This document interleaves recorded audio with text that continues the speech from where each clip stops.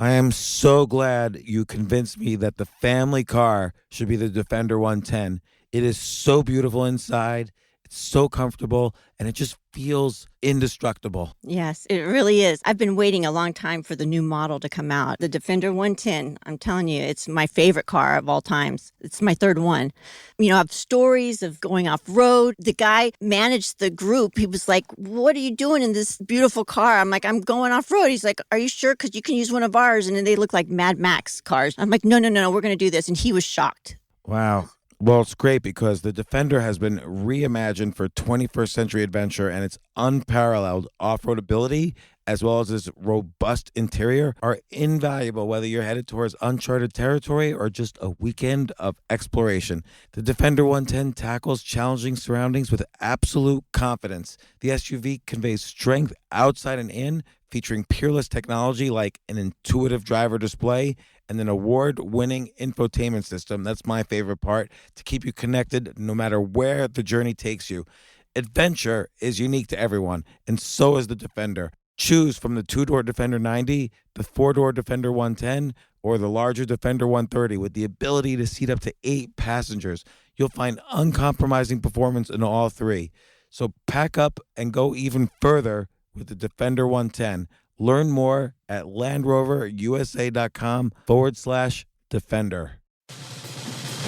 These days, we're all investors, trying to be smart with our money despite our worst impulses. But at iShares, we believe that deep down inside of every investor is a better investor. One that's just waiting to be let out. Explore iShares ETFs and insights and let your best investor out. Visit iShares.com for more information. This isn't your average business podcast, and he's not your average host. This is the James Altucher Show. Today on the James Altucher Show. So the other day we had on Don Jose Ruiz, one of the sons of Don Miguel Ruiz, who wrote the book The Four Agreements, one of the most inspirational and best-selling self-help books of all time, and sold tens of millions of books. The Four Agreements. Don Jose Ruiz had written the Fifth Agreement, and today, very honored to have Don Miguel Ruiz Jr., Jose's brother, Miguel Ruiz's son. He's written several books related to the Four Agreements as well, including The 5 Levels of Attachment, The Mastery of Self, The Mastery of Life. All of these are great, beautiful books, and very excited to have him on and talk about all of these ideas. And he helped me considerably during this podcast when I heard his own experiences. So here it goes.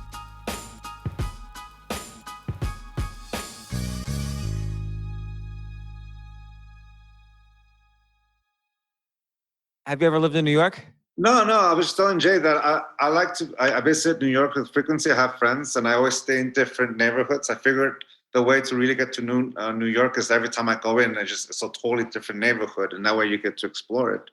Yeah, no. I lived in New York more or less, or lived in and around New York all my life. Mm-hmm. And then at one point, I decided to throw away all my possessions and then just live in Airbnbs all around New York and really get to know New York. Like I lived in a different neighborhood almost every week. Nice. So you basically, the whole concept, but you just ran with it a lot more like permanent. That's awesome.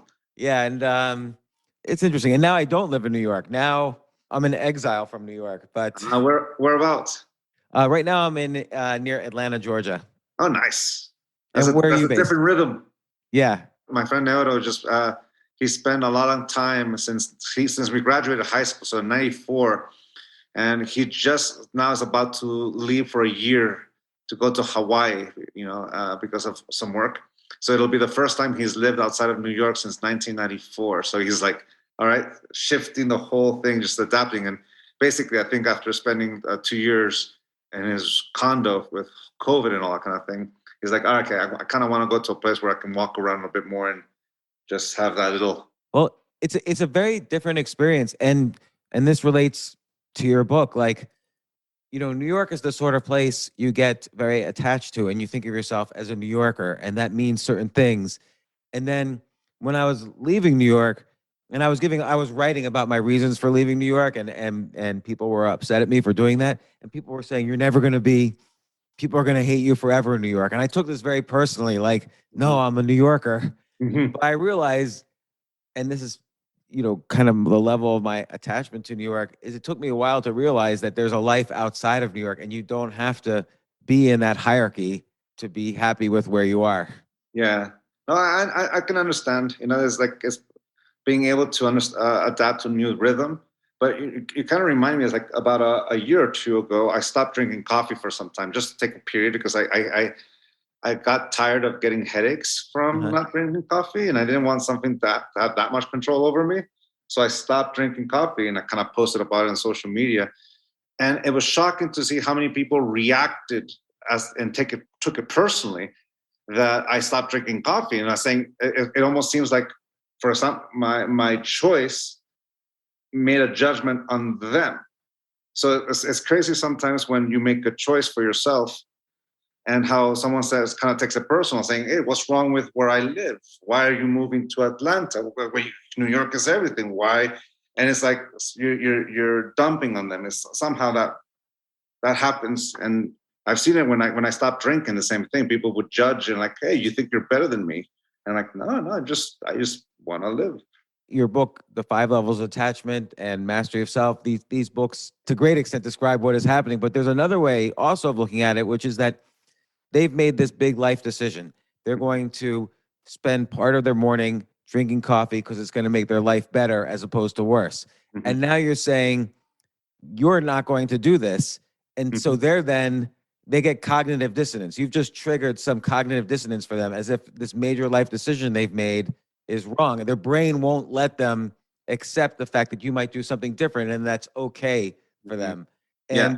And you describe this very well in the 5 levels of attachment, that they've somehow become either identified with themselves as being a coffee drinker or become fanatic about it, and that you've questioned this life decision. Yep. And they can't deal with it. Their brain prefers comfort over being right, and you've poked at their comfort.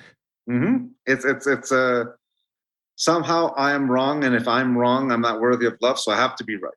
And I'll tilt everything to make it fit that I'm right. And it's the comfort of knowing who I am. One of the reasons why people are so attached to conditional love, for example, is that's the only way they've ever known how to love. And translate that to other things in life, coffee, New York, or California, whatever. And you'll see the same pattern. Well, what does that say about me? Yeah, and as you point out, this is kind of the root of all sorts of types of unhappiness, like whether it's regret or judgment or anger or fear. And I want to ask you about these things because I have everything bad in the sense, and I don't mean bad in a judgmental way. I mean it in an informational way. I do all the things, the worst types of attachment possible, and the opposite of the mastery of self. Even though I try very hard. I meditate. I write about my problems and experiences and try not to be judgmental. But I want to ask you about your books. But first, I want to ask you about you. So, your father obviously wrote one of the most inspirational books of all time, The 4 Agreements. I've read it many, many times over the years or decades. I've recommended it to so many people. I'm a huge fan. I'm really grateful that you are on the podcast. You've written The 5 Levels of Attachment, Mastery of Self, Mastery of Life. What's your background? Like did you grow up with your dad and he was constantly saying, be impeccable with your word? He would do something and you would judge him. You don't make assumptions. Well, in a way, it's like in '97 when the book was released, The 4 Agreements. I bought the book. My dad gave me a copy, but I didn't read the copy. I wanted to buy it, so I looked for it, and I finally found it in Berkeley, California. And when I began to read it, I put the book down around chapter 3 because it was my dad telling me what to do all over again. Kind of like what you were saying, is that when you grow up with it and you're a teenager or someone young, whenever your pop says, it's not like advice, it's more like a type of thing. It's like, you better do what I tell you to do. And that's how I interpreted it back then. But my background is that I was born into this family. My grandmother, that's the thing. It's like when someone tells me I'm walking in my father's footsteps, I'm like, no, that's not true. I'm walking in my grandmother's footsteps. It was my grandmother who decided to share the tradition, the family tradition, with the community. She was born in 1910 in Mexico, in Guadalajara, and Juanacatlan, Jalisco. lived in Guadalajara, Mexico City, and Sinaloa, and Tijuana, and eventually made her way into San Diego, where she opened up a little temple. And in that little temple in the 1970s, she decided to teach the family tradition to everyone in the community. So growing up, the spiritual figurehead of the family was my grandmother, and she was my first teacher. So when I was 14, when I was my initiation into the family tradition, my father says, okay, for the next 10 years, you're going to go and work with your grandma. And once you graduate from college, then I'll start teaching you. And for 10 years, I was my grandmother's apprentice. She was a faith healer and a spiritual leader in the community. And she didn't speak any English. It was all Spanish. So I translated everything she said in her lectures, in her sermons, in her healing sessions, in her consultations, and basically just through repetition. That was basically it. So, but at the same time, I was raised in duality or juxtaposition. You can say I lived in San Diego, California, but I commuted every day to school in Tijuana. So I went to school in Mexico, but I lived in the United States. So I lived in That's two so cultures, interesting. one that spoke purely Spanish and one was pure English. Then you have the other part where my grandmother was a spiritual healer, and at school we were pretty academic with the International Baccalaureate, very much academics. Then my grandmother was a faith healer, and my father, my uncles were all doctors. My father was a retired neurosurgeon. My uncle was a neurosurgeon, neurologist, oncologist. My other uncle, my mom is a dentist. So there's a lot of Western medicine and that. So I grew up with juxtapositions and dualities continuously until I moved from Tijuana. I stopped going to school in Tijuana. I went to school in Bonita in Chula Vista. And then all of a sudden, it was a whole different world. All of a sudden, it was learning English and engaging and just being part of that. So for me, that's my real background, in the sense that I just was in two nests, that I just went back and forth. And with that, my grandmother took me to so many places and taught me.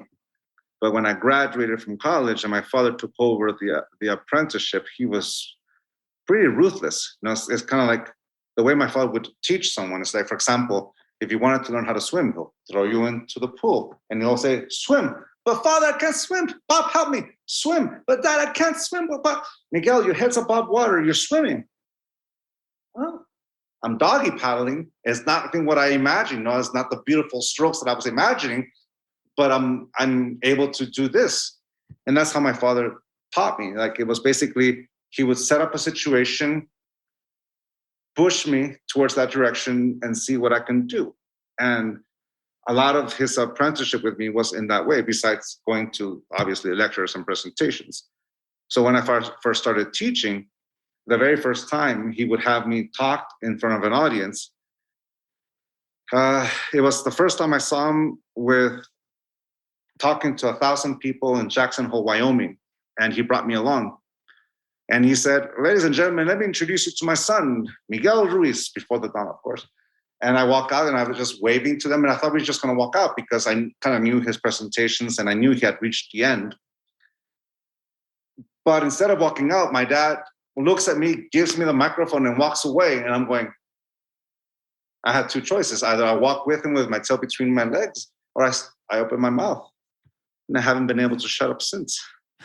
Well, what did you talk about that first talk to 1,000 people? The first thing I did, first, I was petrified. I was nervous, but I just wanted this. I said, thank you so much for having me here. And I talked about what it was like to grow up in this family. I went to what I know. My father always taught me, when you talk about something, talk about what you know. If you don't know it, don't touch it. Don't even bring it up. So the very first thing was, growing up in my family, I grew up learning how to have faith in yourself and to be able to take this step, kind of like right now, like paraphrasing, of course. I'm talking to 1,000 people and I have no idea what I'm doing. So the only thing I can do is to open my mouth and say what I'm talking to you right now. The ability to have faith. Do you have faith? Like, for example, In order for an object to move, there needs to be a force to move that object. Where are you going to put your faith? In the object or in the force that moves the object? You put the faith in the force. That's me. I'm not this body. I'm not this mind. I'm the force that animates it. That's me. So I put my faith there, and I talk from that point of view. Mind you, it didn't last long. In 5 minutes, I ran out of things to say. I had just started. But that's what my father wanted me to be able to take that step. And like, either you sink or you swim. And other way, you'll be okay, because I wasn't in real danger. It was just my ego that was in danger. It's like, did I do it right? Do I do it perfectly? Was I eloquent? That matters. Like, it didn't matter. All I had to do was just open my mouth and say what first came. And it was about faith. This, which has been somewhat of the essence of the teachings. And the funny thing about it is that with this, I combine what I learned in the International Baccalaureate in Mexico, in Tijuana, and what I learned from my grandmother. And that's how I put it into words. A couple points on all this. There's a lot to unpack. Let's say you didn't succeed in your talk. Let's say you just kind of fumbled for a few minutes, and then you got off stage and you felt bad, like, oh, I let my father down. His audience is never going to like me after this. They're going to always remember this. I thought I was a better speaker, but it didn't turn out I was as good as I thought. I don't really understand any of these teachings that I've been studying for years. How would you have dealt with it? How would your father have reacted if you were saying these things? Well, I know what my father would have done, which is to keep setting situations up like that. That's what I know of my father. He would set it up until I get comfortable, which probably happened several times without me knowing. And what I would do is one thing that's still true to this very day is that I still get nervous every time I give a presentation. I still have that urge to run away. I still have that little bit of stage fright. Even in interviews, even now, I can still have it. But I know that as soon as I open my mouth, it's going to be what it is.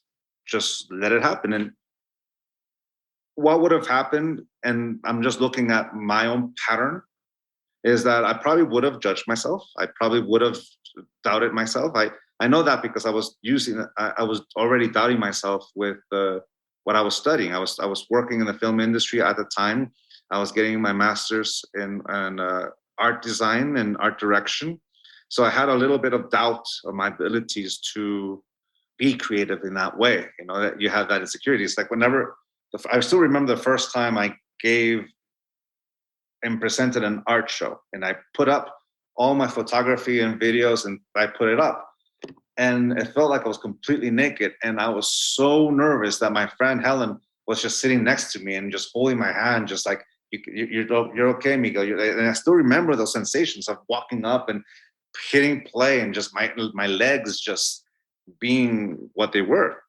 But just like that, you just kept showing up. And every time you showed up, it got better and better. I'm like, okay, I'm okay. And somehow, some way, it all worked out. And that part, what I was telling you, like, talk about what you know, don't talk about what you don't know, was something that always helped me out. It's like, okay, I'm talking about something I knew. So you can say when I first started teaching, for example, what I'm doing now, I would run out of things to say in five minutes. The first presentation I gave, I ran out of things to say in 5 minutes. So it was spurt. But as time progressed, and this is like 2006 or something like that, little by little, it just got longer and longer to the point where a few years ago I did a 5-day workshop, and I ran out of time. I had so much more to say, but I just ran out of time in those 5 days. So it was just practice. So it's one of those things that, when you talk about mastery of life, mastery of self, or mastery of love, or whatever, we're not talking about dominion over something or imposing control over something. It's about practice makes the master. When you start doing that little by little, you gain confidence in yourself. Little by little, that confidence turns into trust. And little by little, that kind of becomes faith. Like, I know I can do this. But you go through all right, I screwed up here, I did it wrong there. And one of the things that helped me, especially when I was first starting, was I transcribed everything. I recorded every teaching I had and I transcribed it. And I could hear, all right, that didn't work, that did work. It's kind of like watching tape. If you're an NFL player or any sports fan, you watch your tape and try to figure it out. I transcribed everything I said, and I said, okay, that didn't work. That does. And that kind of, I kind of embrace my mistakes and learning from that. Okay, that didn't work, but it might work over here. So that's more of that memory that I had as I developed what I had. And had I not spoken that day, that might have paralyzed me for a little bit. But knowing my father, he would have continued to set it up. He would have continued to press the issue of, this is my son. This is my son. And was this before he published the 4 agreements? This is after. The event in Jackson Hole, Wyoming was in 2003. So it was like 2 years after his heart attack. And he was still recovering. So that's one of the things that kind of put me into teaching. I was going to say drag me, but it's that at first I was just going to concentrate on working in the film industry and visual arts. And then my father had this heart attack and he needed help. So, and the way he needed help is that the heart attack left him with 15% of his heart capacity. And he would have difficulty speaking. Years later, we found out that the feeding tube that kept him alive damaged the vocal cords. But at the time, we didn't know that. We just thought it was just the heart, that it was so weak. So my brother Jose was already teaching, and I was the one that I wasn't going to do it. But my father needed me. So I would go and do presentations with him. And it's kind of like a tag team, that image of a tag team in wrestling. He would go out there, he would open up, and then he will look at us kind of to give us that notion of like, all right, I need a little break. Can you come in? And we nod. Me and my brother, or if we work together, we look at each other. Who's ready? Jose's ready? Go. I'm ready. I go. If it's just me, well, ready or not, here I go. And we would go out there and present, and he would go and sit down and recover. He would recover his health, his energy, kind of like get a little pause to reset, and I would give. And then I would speak for 15 minutes, 20, 30, and kind of little by little. And looking back, he probably did it on purpose. But I would say my thing, look back, and he would give me the nod, and I would reintroduce him. And that's how we were giving the presentation until he slowly increased his time as he was getting better as the years progressed. But that's how he did it. And that's how I slowly developed into what I was. Now I am. Did you give up your aspirations in the film industry? Yes and no. I continued to work, but when I was 28 years old, I was part of a crew. I was working for one producer who was working with different companies around. I learned that in the film industry, and it's true in many other places, you get hired not by your resume, but by your reputation. So I had a very good reputation of being a very hard worker, and a very good one at that. So I got be part of this crew, and I kept saying yes. And here's the thing about in the film industry: every job you're in is your last. You never know if you'll ever get a phone call ever again. So I always treated the job I'm in, this could be the last time I work, so do it, and do it well. Because if you say no, for example, if someone calls you and you can't do it, you think of a friend. I can't do it, but my friend here can do it. So you give him a shot. That's how it was done. But sometimes you get afraid of saying no, because you never know that if that person will ever call you again. So you're in a situation where you balance your yes and your no. You work hard, and you never know what's going to happen with a no. So the thing about it is that when you're young, especially at the time I was in my 20s, that's really fun. I really enjoyed that kind of lifestyle. And it's like, go. The last job I did was as a PA, in a Missy Elliott video for Pass the Dutch. And that was a fun gig. But at the time I saw how life was, I had a lot of friends who were going through divorce because they didn't have time for the wife or the kids. And I saw people high up the ranks that would hire some of the PAs to help them take care of their kid because they don't have enough time. So I asked myself, well, do I want that in my 30s? I asked myself, what do I want my 30s to look like? And I answered, I want to be a father. I want to be a husband and a father that's there. Can I be that in the film industry? And at the rate I was going, probably not. It's fun. I like it, but maybe not. So right then and there, that's what really kind of stopped me from working in the film industry. It's like all of a sudden, what do I really want?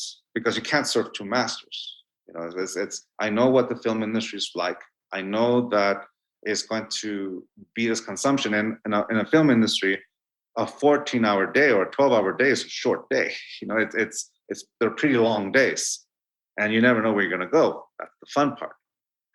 But as a father, or a husband, that may not be the greatest thing unless you have someone who's in your crew.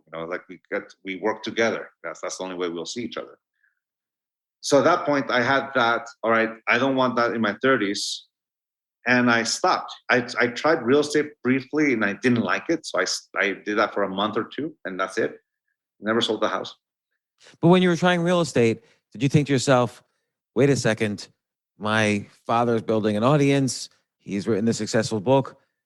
Did you start to think this could be a plan for you as well? Because you could follow in his footsteps to some extent, but then, used kind of the platform that he began creating to launch your own projects? Well, what happened is, one, I didn't like real estate. Even though my uncle's a realtor and my stepmom was a realtor, it was kind of something I kind of grew up. I enjoyed going to look at houses with them, but I didn't. It was not my passion. It wasn't my heart. At the time, this is 2003, so 2004 when this decision happened in my life. I was 28 years old. And by this point, your dad had blown up with his book, which came out, I think, in like the late 1997. Yeah. And so you saw the audience and success he was enjoying. Yes and no. For one thing, I felt like I was a cover band at the beginning. Like I was basically going out there, teach the hits, the 4 agreements, mastery of love. That's what I could teach, but it wasn't my words. And I was just going out there to help my father. Basically that's how I did. But what ended up changing it was all of a sudden, one day I started teaching about the 4 conditions. And the 4 conditions is the distortion of the 4 agreements. The telltale sign that you use the 4 agreements as an instrument of domestication is judging yourself for taking things personal, judging yourself for making an assumption, judging yourself for all of that. And I became aware that I was attached to the 4 conditions. That's the thing about growing up in a family. You know how to corrupt all of it and find all the loopholes in order to continue to believe what you want to believe. The moment I discovered that the image of I'm Don Quixote and I'm Sancho Panza, I know that I'm crazy, but at least I follow through. And just in case I'm right, I pretend that those are giants when they're really windmills. So I became aware of the 4 conditions in my life, and I kind of wanted to start teaching that. And that's the 5 levels of attachment really started from that point of view. I started having my own voice, and I started to teach. Now, when I first started teaching, I had 0 people show up at the presentation. Just because there's a name doesn't mean that people will show up. My father's publisher always says, you'll get one shot. So you develop that shot. So at that moment, if I had 5 people show up to a presentation, that was a very good presentation. So when I first started in 2006 and 2007, that's what it was. I would show up to a place, the East West Bookshop in Seattle, the East West Bookshop that used to be in Sacramento. gave me my first shot. Then East West Book Shop in Mountainside. Those three gave me my first shot of doing things by myself. And very few people. But the working in the film industry and being my major and all that, I just had that mentality. This could be my last one. Do it. So even if 0 people showed up, I would stay in that classroom for the 2 hours. I would just stay there. I would not leave. I would stay there. And I would basically grab my recorder and just start talking. All right. Because that's what it was. It was more of an excuse, like, this is the ground. So it took me several years, even after the book came out, 5 Levels of Attachment, when I began to see more people coming in. But at that point, I gotten better and better. It's like I stopped being a cover band and I started basically sharing what I knew. Because all of a sudden, somewhere along the line, instead of repeating and putting it in words that I could understand, I was talking about, all right, this is how it impacted my life. And when that happened, I really got interested because I was saying it in my own way, in my own unique way. And that was galvanizing. Plus, the other part is I became a father. And nothing puts a fire up your ass, your butt, like becoming a father. Now, all of a sudden, like, okay, I've really got to produce. And my wife gave me a certain deadline, like, Miguel, if by this date you haven't, have a book or have this, you have to rechange your career. So I did it. I just followed, for years. It's like if I came home breaking even, that was a good workshop. I didn't lose money on the travel and the hotel and going there. And I did that for several years. And that it was just this willingness to start from the very beginning. And to be honest with you, that was what was exciting about it. I really enjoyed those things. And when the 5 Levels of Attachment came out, all of a sudden there was this instrument that I introduced to people. That's how I saw it, like book signings and things like that, was just introducing this book. Because my job was to have the book be more popular than me. That was always the mission.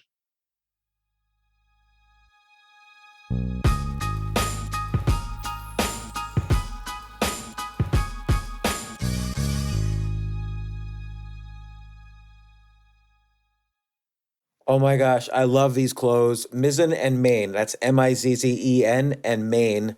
It really is the most comfortable work clothes. Travel clothes. I had to travel this whole week. I'm traveling for a week and a half, and I just took Mizzen and Main clothes with me. Close out 2023 in style with comfortable, breathable, packable, and machine washable pieces from Mizzen and Main. As you wrap up your year-end goals, enjoy a Mizzen and Main dress shirt that you can wear confidently. I like that they've very, very just nice, solid colors. I don't really like to get all fancy in patterns and everything, although they do have some pattern shirts, but very comfortable clothes, stretchable pants. It's just super comfortable, but they look professional and you can wear them casually or professionally. I like some of their flannel shirts or untuck shirts. I love untuck. I never tuck in. So again, whether you're shopping for a special someone or giving yourself the gift you really want, I just buy myself gifts.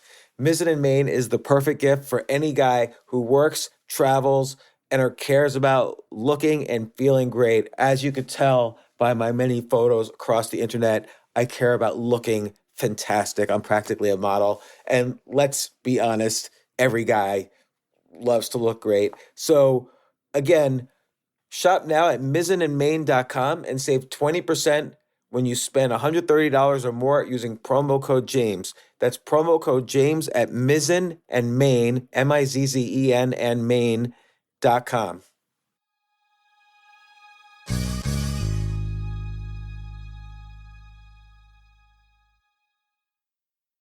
You know what I love about fantasy sports is that even though I'm not going to be a great basketball player or a baseball player or a football player or whatever, I feel like I get to participate and make decisions and use my knowledge of these different leagues or these different sports to compete. So it's like I can pick my team or I can pick my favorite players, and I could use my knowledge to make predictions and maybe even make money. So with the basketball season here, you can now pick combo projections across football and basketball from the Specials League on Prize Picks. This is a league created specifically for combo projections that include two or more players from different sports or leagues. Want to play alongside some of Prize Picks' favorite players like rapper Meek Mill and comedian Andrew Schultz, who's also been a guest on this podcast, and I've been a guest on his? You can now find community plays under the promos tab of the app to view entries for some of the biggest names in the Prize Picks community each week. Look, Prize Picks even offers a reboot policy so that your entries stay in play even if one of your players gets injured. For football and basketball games, if you have a player who exits the game in the first half and does not return in the second, that player is rebooted.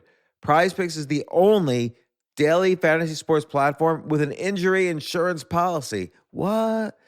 So I love playing it. I love anywhere where I can use analytical ability with my interests to demonstrate some skill and maybe make some money. And I like the game-like aspect. I do wish they had chess as a category on prizepicks.com, but I'll settle for what they've got. Maybe I should make my own fantasy chess league. But in any case, I love Prize Picks. Go to prizepicks.com/James.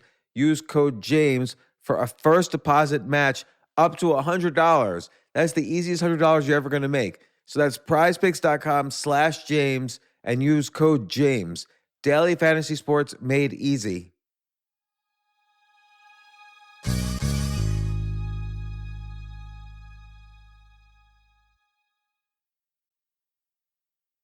By the end of those tours, I felt like, the Bon Jovi song Dead or Alive. I was so exhausted and tired, but it was fun. Now you're still obviously doing it. I'm still doing it, although I have to pause a little bit. My son, who has autism, is going through a bit of a rough patch. So these last 2 years being at home has had the silver lining of that I'm here with my wife, helping my son who has autism, anxiety disorder, and ADHD. Autism is my ally because he's really good. He's phenomenal. It's the anxiety that, puberty and anxiety and autism has made it for a very interesting journey. So at this moment, my main job is to be a father and a husband, which is, ironically, that's the choice I made back when I was 28. It's interesting. I have a daughter with autism, and she's just turned in her 20s, and all the things you just said, like the anxiety, the ADHD, going through puberty, all these things are, people who are high functioning with autism have many, socially they're very similar but very different to their peers, and so that's sometimes is troubles. Is different flavors of autism. Yeah. But I'm curious, like you mentioned you found your own voice, and I would say, for instance, the 5 levels of attachment is very different from the 4 agreements. The 4 agreements are like, on the surface, here's 4 things you should try to do. And with the 5 levels of attachment, it's more like, my interpretation of it is, here are some things that you possibly do badly. And again, I'm not making a judgment with badly. It's just, here are some things you possibly do that are keeping you from your authentic self. And on the one hand, practicing the 4 agreements are ways to overcome these 5 levels of attachment, but you still have to, awareness is the key. You have to be aware that you're doing these things. Yep. And you might not want to give up these. That's the problem with the levels of attachment. You're attached to them. Yeah, exactly. You might not want to get rid of them. And you have a great story that you repeat in both the 5 levels of attachment and the mastery of self, which is the soccer fan and the soccer player. So the soccer fan will get disappointed when his team loses. And even though that's like a false kind of attachment, like he wears the soccer team shirt maybe, and he like identifies in this hierarchy of soccer teams. And when they go down in the hierarchy, the person will be disappointed and maybe angry and so on. And there's actually scientific research that this occurs. But I wanted to start off asking you about the player first before I ask you about the fan, because the player puts his heart and soul into performing well, and his career depends on it. Maybe his financial situation, maybe his relationship with fans of the team and his teammates and so on. So there are a lot of different reasons why they could be disappointed themselves if they don't do as well. And is this attachment, when they are disappointed, again, the disappointment might be a driving force. Like, oh, I did horrible. I need to do better. I'm so bad. I need to force myself to do better. And that's a common reaction. How does that distinguish between attachment and, kind of hitting this bottom to basically motivate further? Sure. Well, I would say that the Mastery of Self is the book about the player, and the 5 levels is about the fan. But it's the player that gets refueled. Like, for example, it's the key problem from the 4 agreements and throughout all the books is something called domestication, a system of reward and punishment by which we model the behavior of an individual, where if you live up to the expectation, you're worthy of a reward. And since we are emotional beings, that reward feels like acceptance, which feels like love. And when we fall short of that expectation or that image, then we're worthy of the punishment, which feels like rejection. The lack thereof of love is the way we've learned conditional love. I love you if you live up to my expectation. So you can say that as the 5 levels of attachment takes us, it grows with especially at level 4 and level 5, internalization and fanaticism. I will use my identity as the model by which I domesticate myself, and I have to live up to the expectation. You can say at level 4 is when I begin to corrupt the 4 agreements and turn it into the 4 conditions. I have to be a good Toltec. I have to be a good spiritual person. I have to be this, I have to be that in order to be worthy of love. At level 3, I just identify myself as a sports fan, a Toltec, or whatever image. At fanaticism, this image, this identity, has complete and total control who to love, who to hate, who to reject, who to kill, because I don't see myself as a human being. I see myself as the personification of this idea, which means I see everyone else in the same way. The player grew up with that, being projected a mask, an image of, if you do good, you're worthy of this reward. And if you do bad, you're worthy of this punishment. So you can say, what motivates you? What drives you? What's your motivator to create something? Like since you have your daughter's autistic and my son is autistic, and we're both familiar with ABA, positive reinforcement, negative reinforcement, punishment type 1, punishment type 2. It's we have this image of what to expect, and if you live up to it, you're worthy of the reward, and if you don't, you have the worthy of the punishment. You can call this conditioning at the same time. In a player, especially one that is a star, the fan will project themselves onto the player. If the player does good, they do good. If the player does bad, that means that they're somehow bad. They're terrible. I'm supporting a loser, and I don't want to be a loser. So do it good, especially if you're wearing the shield. If you're wearing the shield of my team, of my city, of my neighborhood, of my community.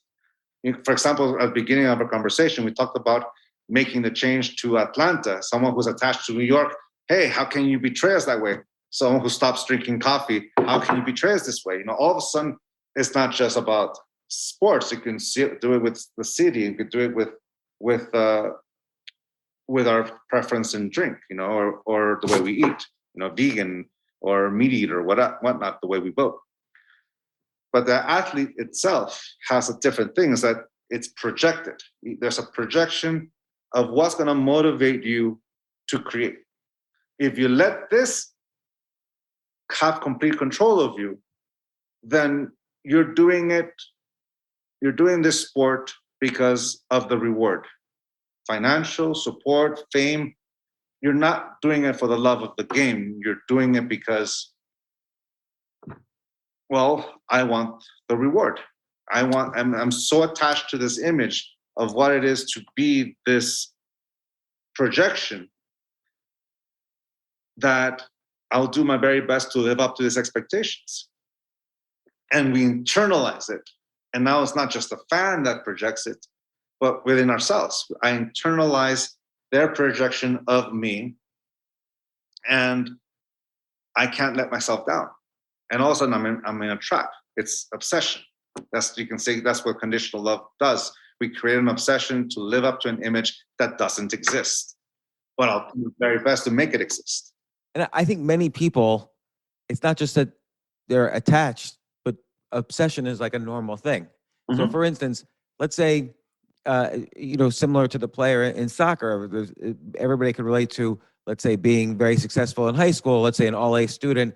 So the all-A student in high school suddenly becomes the all-C student in the best college, and they're crushed. Their opinion, I thought I was a smart person, and now I'm a mediocre person. And that's not going to change. They're always going to be the C student. They're not going to improve over time. They're going to be the C student in the best school, potentially. Someone is. And so just like the player says, oh, I'm the best soccer player in the world, or I think I am. And then they get to the big leagues, or maybe it's 5 years in and they're a little older. Suddenly I'm no longer the best. And I never will be for the rest of my life. And I've identified for the first 30 years of my life as the best soccer player in the world, and now I'm not. Yeah. How do they don't even know anything other than obsession. Yeah, and that's the thing. That's why a lot of athletes and a lot of professional entertainers, because you get so stuck in it, or nowadays influencers or Facebook social people, like, I'm not getting enough likes here. What's happening here? We get attached to that reward, and all of a sudden that's where conditional love really kicks in. That's we've increased the level of attachment to something. Now here's the thing: an attachment is investing of yourself emotionally, intellectually, energetically to something that's not a part of you, but you make it a part of you with that emotional investment. Now, an attachment is healthy. It's something we engage and we disengage, engage and disengage. What makes it unhealthy is that the moment comes that we've engaged and the moment comes to disengage, we can't. We can't disengage because we don't know life without it. Who am I without this? This is what really drives us and intensifies our attachment. So when that happens, who am I? I have to reinvent myself and I get lost. This is where the image, I've always liked the image of the Napoleon Dynamite's Uncle Rico, is it? He's still stuck in somewhere in the 80s when he was a quarterback. And that's, he's still hoping for that heyday, kind of like the Al Bundy. His high achievement was scoring a touchdown until someone tells him, no, your knee was down. You're holding on to the glory days, and all of a sudden that's who you are, because that's when you were accepted. That's when you got all that reward. And it's an obsession trying to live up to that image. The Master Yourself, it's about the moment I no longer pretend to be something I am not for the sake of someone else's point of view, especially my own. It's the moment where I accept myself. This is who I am. What do I like? What do I enjoy? You look at the people who do it for love, for pleasure. You can say the opposite of obsession is passion. Although people sometimes confuse passion with obsession, but it's completely different. Passion is doing something you love to do, and you do it because of that. Whether you're the best in the world or not, you're just simply, this is what I love to do. In sports, the person I can think of growing up is the image of Tony Gwynn, for the Padres. First person at practice, last person to leave practice, and he always said, my work is during practice, and at the game time, I'm just going to play. I'm just going to enjoy it. Let's just have fun with it. It was always that image of I get to do what I love to do. And from that point of view, it's not even a job. It's something I love to do. And when you look at someone, an athlete, an artist that has a pure joy in it, you can hear it. You can hear it in them. My nephew and my niece, two of my nephew family members, asked me, Uncle Miguel, how can I be an author? I want to write books. I want to have that. And I asked them, do you really want my advice? Yes, Uncle, I want your advice. Do you really want my advice? Okay, here's what I want you to do, and I want you to accept this truth. I'm never going to get published. Uncle, no, I don't want to say that. I don't want to say that I'm never going to get published. I want to be an author. I want to be, because at that moment he was trying to should I continue working at my job at the Home Depot, or should I just work all day working on my book. He was in this position, say, repeat after me. I'm not going to get published. No, no, no, no. And after a while, eventually, both my niece and my nephew in different times, okay, uncle, I'm never going to get published. Good. Now that you accepted that, why are you still going to do it? And they both said, because I love it. And I said, that's it. Success is going to be unique to you. It won't be like everyone else's. It's going to be unique to you. And you find that balance. If you're still working at the Home Depot or whatever your job is, when you come home, write 500 words every day. And by the end of the year, you'll have a novel. You find the balance until the moment comes where you can live off just working on that. But the only reason why you're doing that is because you love to do it. If you look at it from that point of view, if you're willing to let go of the motivator, of that reward, of the praise or the projections that people might have of you, and you simply say, why am I going to do this? Because I love it. Well, let me ask you though, like, let's say they love it. Let's say a writer loves it. Mhm. And after persistence, they finally get published. And let's say magically that first book sells 1 million copies. Magic. Like my dad. Like your dad. And let's say the second book sells 100,000 copies. Third book, 10,000. Mhm. Now the fourth book, nobody wants to publish you Mhm. anymore. Mhm. So another analogy would be someone who struggles to build their business. They're poor the whole time. They make a lot of money and then they go broke. So they're equally poor as before, Mhm. but they're miserable now because they made the millions and then they lost it. So they're back where they started when they were happy though, but they're no longer happy because they had made the millions and then lost it. So now you're the writer, and part of your writer identity is not just that you enjoy it, but you publish, you sell 1 million copies, but then suddenly, did you have just one thing to say? Did you do something wrong? Did you not live up to these expectations? Like, how do you then get over that attachment that you're on the decline of something that you once loved? I remember Dave Gahan from Depeche Mode saying about that. Like you basically you get that hit and you're always chasing that hit. The rest of your life is just hit, but they're still releasing the albums. Mind you, Depeche Mode is quite famous. And my father, same thing. It's like he got lucky in the sense that he wrote the Four Agreements, and he's written a lot of books since then, but they haven't really reached the Four Agreements level. But he still writes because he feels like, okay, I want to download as much as I can. When you don't have that level of success again and again and again, is the willingness to restart. What are you chasing? A dream? Are you doing it because you want to live up to that image again? Or are you doing it because you love to do it? Of that case, if you love to do it, it doesn't matter how much it sells. There's so many musical bands that I love that they were one-hit wonders, but they still enjoy listening to it. And sometimes the willingness to let go. My father always taught me this: there's no bad decisions or good decisions. If it's a good decision, you follow through. If it's a bad decision, be able to correct it, which is let it go and make another decision. And only your ego will stop you from making a new choice. If you're already failing and it's your ego that's stopping you from making the choice to correct it, then that's what the obsession is. That's the attachment. But if you're able to let go of it, all right, that's not where I'm at. What I want to do now is like being able to reset the whole thing. Because here's the thing: today is the youngest you will ever be. You have your whole life ahead of you. How do you want to live it? How do you want to engage it? Who you were in the past doesn't exist anymore, but you are the sum of every decision you've ever made. This is who you are today. But how do you want to go forward? So at that moment, everyone has that moment where, all right, I got it. How do I want to go forward? For me, right now, I just released a new book, and it almost feels like I'm not going to write another book for a while, because at this moment, I'm so concentrated on my son that the idea of writing right at the moment doesn't work. Only because my attention is there, my son and my daughter, obviously, and my wife. Right now, this is the time for that. But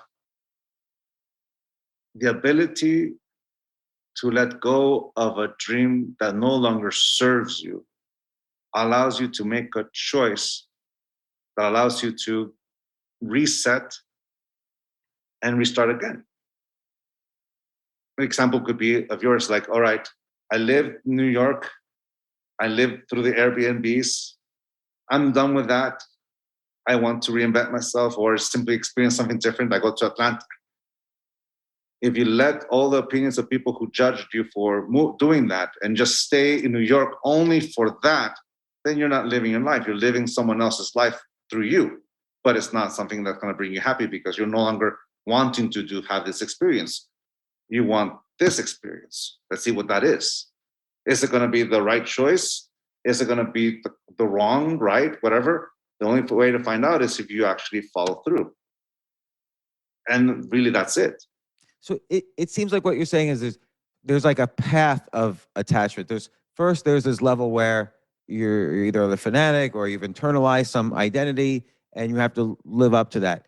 Then there's kind of the awareness, and then there becomes this gap between the expectations and the reality. And that gap, the larger that gap is, the more miserable one becomes. And then there's the awareness that you can choose not to have that gap. You can either lower your expectations or completely change them into some other field, like reinvention.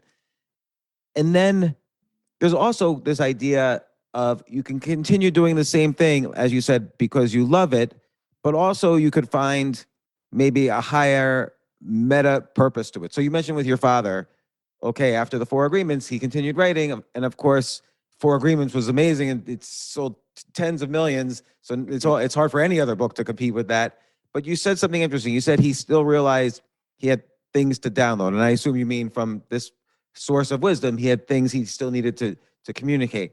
So you gave him a higher purpose than, oh, I need to write and be a great writer. I need to download this. I have still things to download. You put an umbrella or a bigger circle around the circle of writing, and you gave it a higher purpose so that he can continue to move forward in this purpose, which still contains writing. He didn't switch from writing to painting, but people always feel happy when they're improving at something. So it wasn't like he stuck with that single purpose of I got to sell 10 million copies again. He developed a higher purpose to wrap around the writing so he could still improve in that higher purpose. Yeah, no, it's like it's that you can say that's the difference between passion and obsession. You can say that if you believe the projection that you're a failure of an author, if you only had that one hit and everything you wrote after that has this decline, but if you listen to that, I have to, then you're going to consider yourself a failure. The only reason why you continue to write is because I have to prove myself that I can write something better than this one. But when you have a joy or passion or love for it, it's like you don't have that. It's like, all right, for example, when I release a book and it sells all right, I have a green light to continue doing what I can do. I can still focus on this. I still have an opportunity to go up at bat. Using the sport analogy, like, all right, I earned the other opportunity to go at bat. And what got me the ability to earn that? I enjoyed it. I love doing it. You can hear it. You can hear it when you express or do something that it's something that resonates. You know, that's what I say. It's like you get hired not by your resume, but by your reputation. Why do you do it?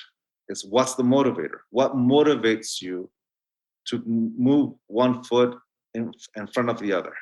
What makes you take up and stand up and create? If you're obsessed about that image, you're going to go in that direction, but you're not living your life. You're living someone else's life. You can say that's the trap. You're doing it so I can live up to other people's expectations, especially my own. But if I'm doing it because let's see what I can do, let's see what we can create, let's see what we can make, then all of a sudden failure is just this thing that didn't work, but it taught me, okay, that didn't work, I won't use that again. Let me see if this one will work, and this one will work, and eventually it'll hit its target. The desire to keep doing it is what allows us that opportunity. Yeah, and I guess a higher purpose to any of these things is essentially dealing with the trials and tribulations of trying to move up or down with some goal. And if it doesn't work, kind of the very higher purpose is this mastery of self that you talk about in the book, the mastery of self, which is, okay, this is at least giving me an opportunity to move towards my authentic self. So I love doing this thing, but I'm a fanatic. Maybe I could be more, learn something about myself through the process of success and failure here. Yeah. It's like, for me, like the 5 levels of attachment, it was never about going from level 5 to level 1. It's about becoming aware. This is where I'm at. What do I want to do with that? Because growing up and people would talk about detachment, I would say, detachment to what? And my grandmother always had the question, do you control knowledge or does knowledge control you? And when I was 14 years old, I had no idea. But as I developed and learned and experienced, I realized the answer to that question will always be different depending where I'm at in my attachment. At level 5, the answer is knowledge has complete and total control of everything I do because that's all I know. At level 3, identity, knowledge and I are just one. At level 4, knowledge, it gives me the rules by which I live my life. At level 2, I know that I'm the authentic self, but I'll use knowledge as an instrument to inform my choices, but I'm the one making the choices. And at level 1, it doesn't matter what I know. I'm aware that I'm alive.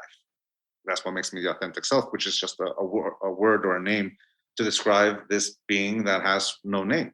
I'm alive. So you have a story where you decide to get into running, and you'd been running all your life. You thought of yourself as a good runner, and you wanted to run 5 miles by a certain date, and you achieved it. What if you hadn't achieved it? I would have probably just stayed there. But since then, I've ran 6 marathons, 25 half marathons, and I don't know how many 5Ks and 3Ks. And I've reached a point where I think I'm done with running. I think I'm gonna just. I took up kickboxing, and I'm enjoying that. But and I'm liking yoga. But it got to a point where I remember running a race, and at mile 9, I had overtrained, which means there's a difference when you undertrain and overtrain. When you undertrain, all of a sudden that 9th and 10th mile feel like, oh, I just don't have it. It's the most painful thing, but I just got to go through it. Because there's no fake it till you make it when you run. This is the truth. This is where I'm at. When you overtrain and you hit mile 9 and 10, it's not that you get tired, it's that all of a sudden you're like, I lose all motivation. I just I'm just tired. I'm done. So I reached that point where I overtrained. I overdid it, and I didn't give myself enough rest. So for me, it's like knowing that moment where, okay, the motivator that took me to running is not there anymore. I enjoy running 3 or 4 miles, but not the long distance anymore because I have nothing to prove. I enjoyed it. It was the 6 marathons I ran was phenomenal. And my best time was 5 hours. That's my time. That's where I'm at. Had I not finished that, had I not never done the 5 miles, I probably would never experience the best thrill in my life, which is proving my self-doubt wrong. Had I not reached the 5 miles, my self-doubt would have just kept saying, you see, you couldn't do it. You couldn't have done it. You couldn't have done it.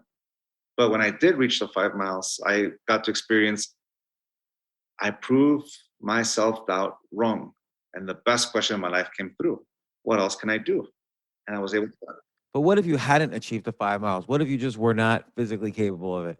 Well, the beautiful thing about that is that I have to imagine it as opposed to actually saying it. But what I just said, I would have just let my self-doubt rule and just stop me from any possibility. You can say that is the moment where the infinite possibility that I am got limited by reinforcing a belief or a condition that says I couldn't do it.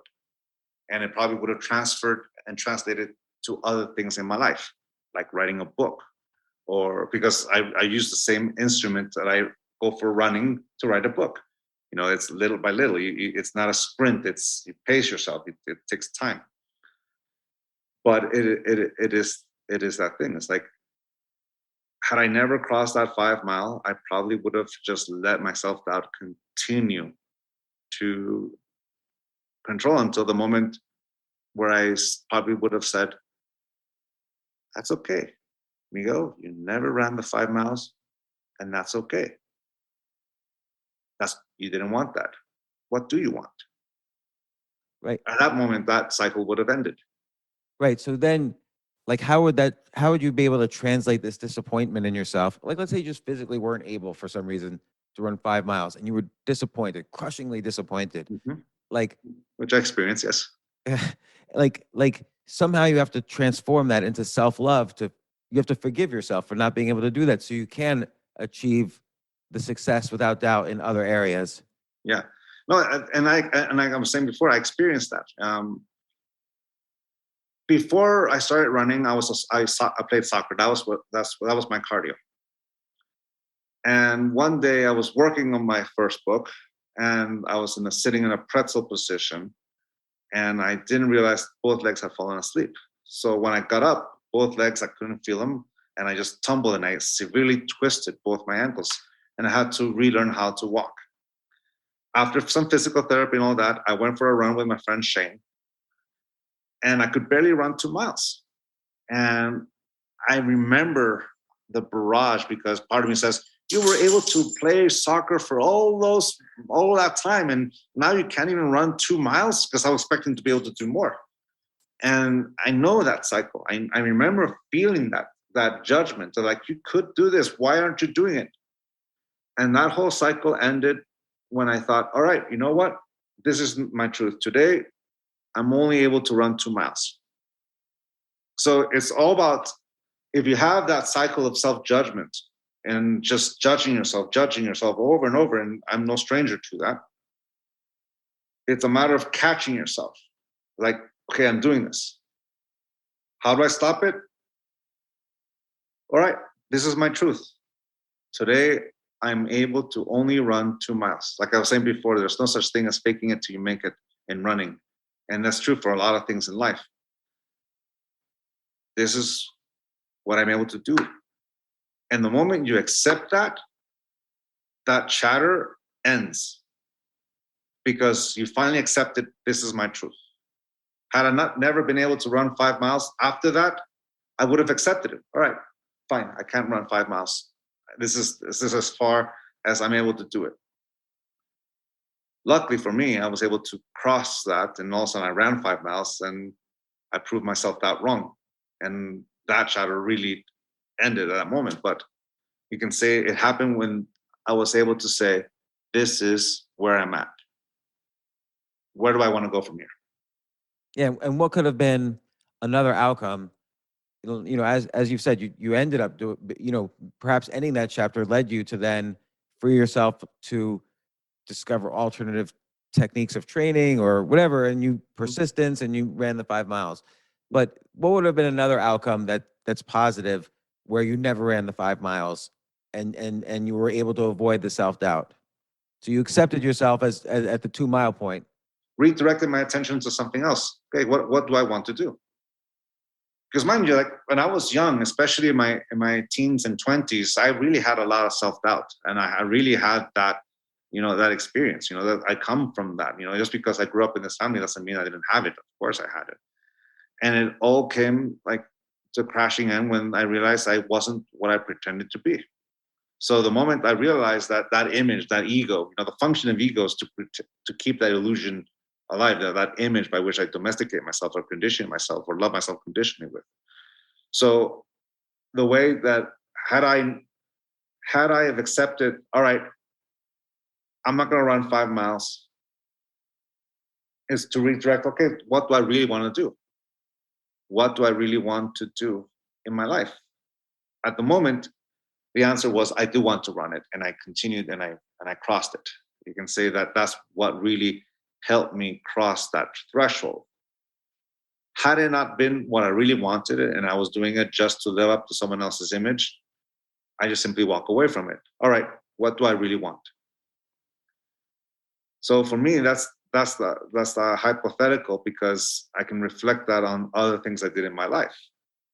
I realized that I was doing it for someone else. I was doing it to prove my ego right or whatever. But it was always coming down like, all right, what do I really want? And you can say that's what allowed me to let go of the film industry and be where I'm at right now. But it was also true with relationships, like that image. Like, I don't want to be that kind of a guy in a relationship. I want to change. I don't want to repeat that cycle again. What can I do to change that? And it became more of a series of what I don't want to experience. I don't want to experience that. Okay, let's go this direction.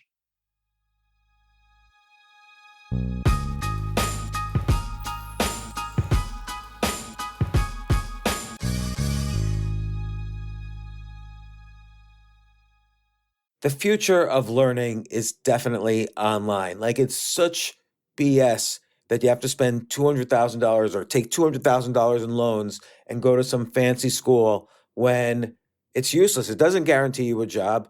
Most employers, including me, do not care about degrees or grades or anything like that. We want to care that you love what you're doing, that you know what you're doing, in some cases that you have experience or that you're willing to learn. But people in general love learning and are curious. Like, the key to success is curiosity. And I think masterclass.com is the perfect model for online learning. I'm really happy they're sponsoring this episode. If you're going to give a gift, give the gift of learning. Masterclass makes a meaningful gift this season for you and anyone on your list, because both of you can learn from the best to become your best, from leadership to effective communication to cooking. Let me tell you some of the classes I've taken. I've taken comedy from Steve Martin. I mean, can you believe I can take a class from Steve Martin on comedy, or Judd Apatow, my favorite comedy director? I could take an actual class from him on writing. Wolfgang Puck on cooking. Dan Brown on writing, or Judy Bloom, who's been on this podcast, on writing. By the way, Wolfgang Puck also has been on this podcast. It's such a pleasure. I try to take classes all the time from masterclass.com. And whether you're watching Masterclass on TV or listening in audio mode in the app or on their site, the quality speaks for itself. It's like these Masterclass instructors are your own personal mentors that are going to help you reach the next level. How much would it cost to take one-on-one classes on comedy from Steve Martin or on chess from Gary Kasparov? You just wouldn't be able to do it. But it would cost hundreds of thousands of dollars. With a Masterclass annual membership, it's $10 a month. Memberships start at $120 a year for unlimited access to one-on-one classes with all 180 plus Masterclass instructors. So it's not just $120 for one instructor. You get all 180 plus Masterclass instructors. Boost your confidence and find practical takeaways you can apply to your life and at work. And if you own a business or are a team leader, use Masterclass to empower and create future-ready employees and leaders. That's the real education in today's world. So this holiday season, you can give one annual membership and get one free at masterclass.com/JAS. JAS, of course, stands for the James Altucher Show. So right now you can get two memberships for the price of one at masterclass.com/JAS. Masterclass.com/JAS. Offer terms apply.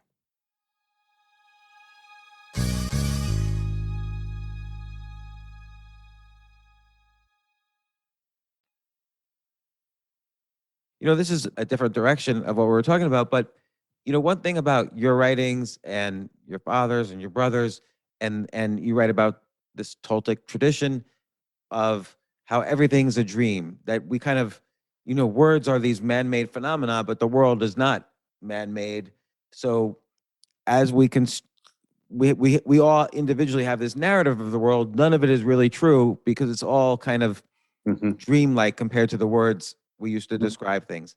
And that philosophy, what's interesting to me is it echoes through so many traditions. Like take, Taoism, which is, you can't even name what the Tao is because it's nameless and there's no words. Or even Judaism, there's there's no name for God. There's no word for God. In Zen Buddhism, which is very similar to how you describe meditation in your books, there's also no real concept. You don't really think about. You're basically just supposed to be aware of the fact that there's nothing to be aware of. Mhm. And then you have books by like Eckhart Tolle from The Power of Now, which is the only thing that exists is the now, and that echoes very much through your books and your father's books. There's Nisargadatta Maharaj with his approach to anything that could be described is not real. So his book I Am That is you're not anything that you think you are. Mhm. Why do you think so many traditions from different points in history from all over the world basically echo the same type of message about reality? Because a lot of us have experienced that and we put it in a language we could understand. You can say every corner of this planet has ancestors or people who've experienced that moment of clarity, and they use words to describe it. If I were to use pop culture right now, Neil deGrasse Tyson has one of my favorite quotes: "The truth exists whether you believe in it or not. It doesn't need us humans for it to exist.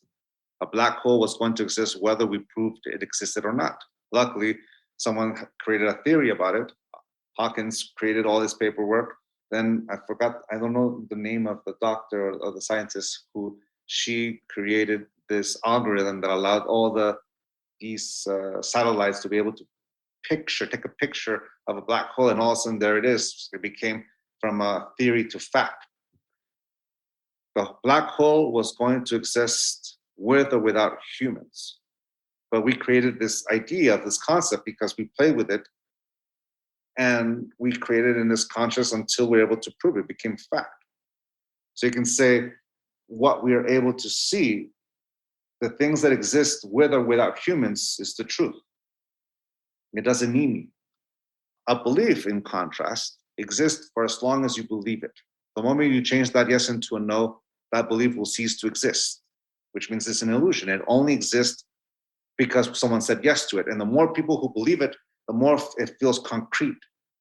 So you can say every word we use in our vocabulary is an empty symbol whose definition is subject to agreement. There are words that are innocent here in the United States and not so innocent in the United Kingdom. And that's also true in Spanish. There's words that are innocent in Mexico and an obscene word in Argentina. Words are that empty symbol. So you can say that from that point of view, there is truth, that which exists with or without us. Then there's that which exists only by agreement. If we go outside our home, we will see everything that we as a society said yes to. The buildings that we see, the community said yes to it. The buildings that we don't see are the buildings that the community said no to. Someone had a no powerful enough to stop that building from being built, or it just simply was not meant for it. You can say that's the society that we have, that we create from something that is real. We create all this structures, art, music. So our society, what we call the dream of the planet. Now, mind you, in our tradition, the function of the mind is to dream. To dream is to perceive and to project. That's why we call it a dream. I have this system of perception that is my eyes, my ears, every single my nerve that's in my nervous system that allows me to perceive from a single point of perception. And from that point of view, I can see life as is, but at the same time, I can see life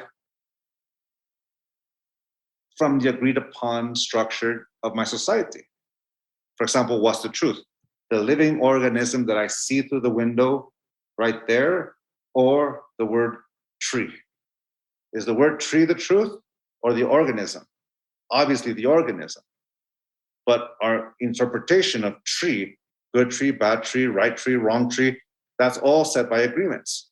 But the more people say yes to it, the more it feels real. And you can say that's what we talk about as the dream of the planet. As soon as the last human exists, it ceases to exist. Now, there's something beautiful about a rainbow. A rainbow only exists when there's an eye that perceives it. And it can take all kinds of shapes depending on which angle it exists. All it is light going through water, creates a spectrum. But It all depends on the eye for it to exist. The moment you can have light going through water in an empty room and no one will see that rainbow. But the moment you walk in, you will automatically see it. It's something beautiful that the mind can do, this nervous system can do. But that's something tangible that exists only to the eye of the beholder. The other filter would be our interpretation, the meaning. What does it mean to see a rainbow? What is it? Is it beautiful? Is it ugly? Is it beautiful? Is it perfect? Is it? Now, that's all set by the agreements we make of one another.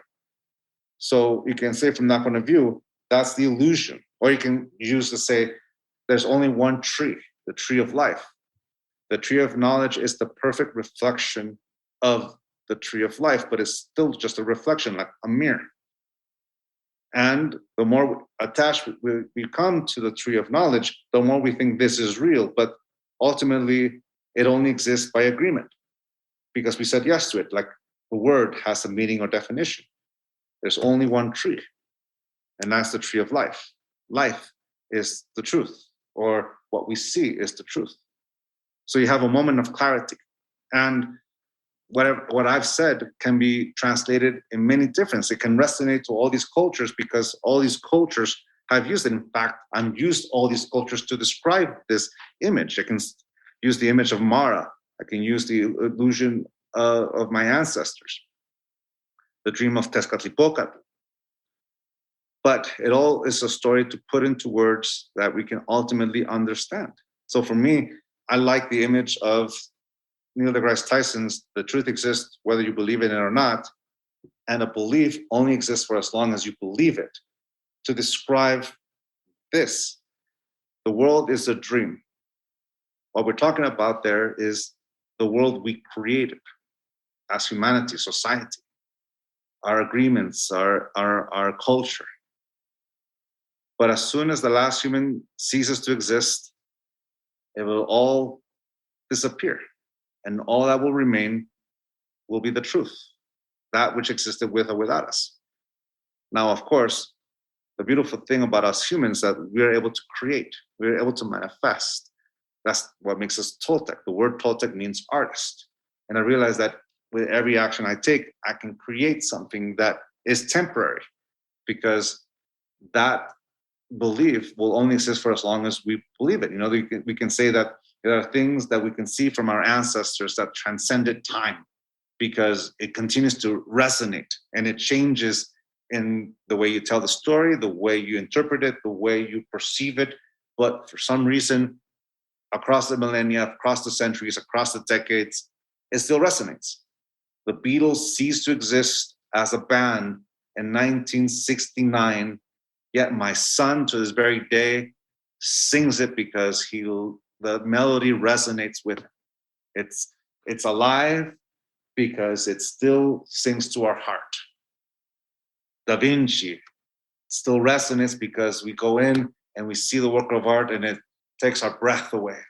Leonardo, Jesus, Muhammad, Krishna, Buddha, Siddhartha, the ancestors of the Egyptian times, the ancestors from that, from all corners of the world, their story as resonates. And we live in a time and place where all of a sudden the wisdom of all our ancestors is just but a click away. It's a beautiful thing to learn from the ancestors from all across the world, and all we have to do is put the effort to it.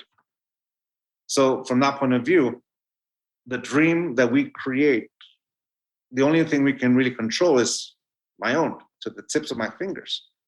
I can contribute. My father, myself have contributed with our books, and those books will only be alive for as long as it resonates with someone else. They stand on their own. It no longer has anything to do with me because now it's totally up to the reader, and the reader will have an interpretation, an idea, an aha moment that is completely their own. Because my aha moments stayed in those words, but the experience that the reader will have, positive or negative, will be completely the reader's. Kind of like my son. My son has a tantrum. He gets angry. He gets frustrated. What calms him down is the Beatles, Simon and Garfunkel, the Beach Boys, Depeche Mode, and Gorillaz. And all of a sudden, he hears the song, I'm happy, I'm feeling glad I got sunshine. And all of a sudden, he starts singing along, and all of a sudden, there he goes. He's singing, Strawberry Fields Forever. And then the beautiful thing he does is that he changes the lyric, but not the melody. All of a sudden, he's changing the words, which in autism is actually a great thing because he's playing with words and saying something he wants to say, but is using the melody of the Beatles to take him there. For me, it's like phenomenal when he starts changing the words to Lucy in the Sky with Diamonds and putting words to something that he experienced that day. And like, there's the channel, there's the communication. And all of a sudden that work of art, not the lyrics, necessarily the lyrics, but the melody, the song itself, boom. And that's the dream. That's the creation. We're able to create something that in someone else resonates, and the resonance, how it resonates with an individual, that's the truth. My emotions are real. What triggers it may not be real, but my emotions to it are. Because my emotions is what I experience. It reminds me of how you were describing your very first talks and writings. At first, you said you felt like a cover band, and to some extent, if someone sings a Beatles song, let's say to the public, they're like a cover band. But what makes a good cover band versus a not so good cover band is they bring their own unique voice. So you said you had to find your voice. You were still using the things taught to you by your grandmother and your father, but now you brought your own interpretation, your own words to it, just like your son brought his own words to the platform developed by the Beatles, the melody, and created his own unique thing that he was able to appreciate even more. And it sounds like that's to some extent what life is, rather than just mimicking the teachers, the parents, the boss, the whoever that is judging you, is to take what's in society, what's already been created, this dream, but bring your own voice to it, your own authenticity to it. Yeah. And the beautiful thing is we're talking about a band, Beatles, who they themselves started being, they were a cover band themselves. That's what they played in Hamburg and Liverpool until all of a sudden they start coming up with Love Me Do. But before Love Me Do, they were just a pure cover band. And all of a sudden they just developed. And as time progressed, they went from me to you and me, to all of a sudden Dylan comes in and helps them talk about something else. It's like the Rolling Stones, they were a pure cover band. And finally their manager said, look, you need to do what these Beatles guys are doing, be a pair, like, Mick Jagger and Keith Richards, write your own songs, be like Lennon and McCartney. And the first time they tried to do it, they couldn't do it. They were failing at writing their first song, and they took a walk around the block. They ran into Lennon and McCartney also taking a walk. Yeah. And they said, oh, we can't write a song like you guys. And Lennon and McCartney went up with them to their apartment, and they wrote the song together. And that's really how they started to learn songwriting. Yep. Everything's interesting. Yeah, it's like we inspire each other. And you can say that's the truth. That's the beautiful thing about us humans, that we can create truths that may be temporary, but for that moment it exists. And it's beautiful. It's like, that's what makes us an artist. And not just with music and writing, but almost everything. Everything is a work of art. Everything we do, we create, we manifest. And the only thing that stops us from calling everything art is our idea of what should be this or should be that, whatever. It's just, but if the Dadaists can change the whole game the way they did, we can also change the whole game ourselves. Like, it's our creation. This is what I manifest. And if it worked the first time, great. If it didn't work the first time, great. At least now I took the step going forward, and I know what to do now.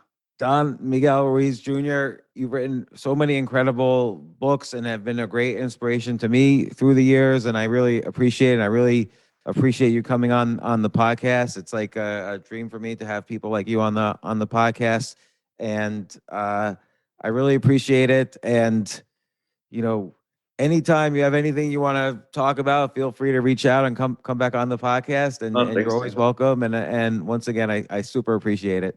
Well, thank you so much for the opportunity, James, for having me. And we're brothers in the sense that we're parents of special needs kids. But man, our kids are our greatest teacher, man. They're the most ruthless teachers that can teach us about everything in life. I'll go along with the word ruthless, and we'll see. Sometimes they're the teachers. Yeah, I know, but the best job in the world. Yeah. Thank you. Thank you.